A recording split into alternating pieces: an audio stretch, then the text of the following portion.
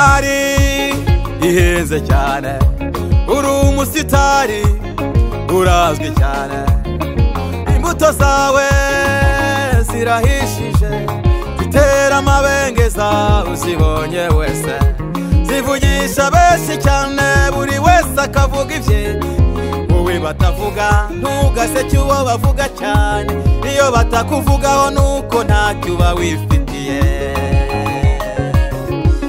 Igiti kiri mu imbuto nicyo giterwa amabuye, impamvu ubona ugeragezwa no kubitsa, erega nta yindi mpamvu. igiti kiri mu imbuto nicyo giterwa amabuye, impamvu ubona ugeragezwa no kubitsa ubutunzi.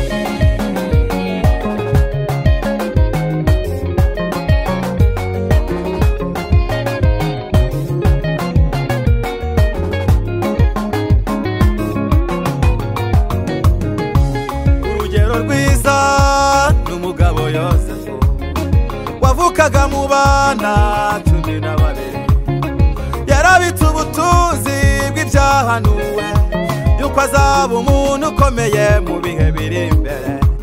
Ibyo byamuterereje kwangwa nabo bavukana, baramurwanya banapanga kumwica, ariko birangira abaye umuntu ukomeye, yageze n'ahaturi bw'amabu umuntu ugishwa inama.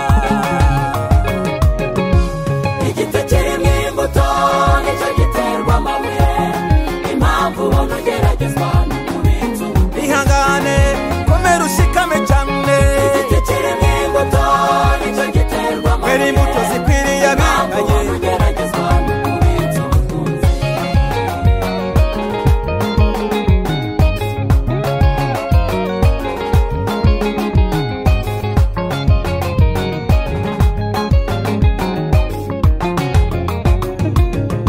Imbuto zihishije zitera benshi amatsiko, buri wese azimanuza ikimworoheye.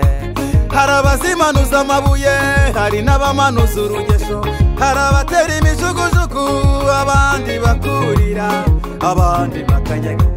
Ibyo biguhuriraho n'ahandi wabihungira, reka bagukeneyeho imbuto babanze bazibone, zizafasha benshi mu rugendo rwabo, kandi nyir'igiti naza afite uko azabigenza.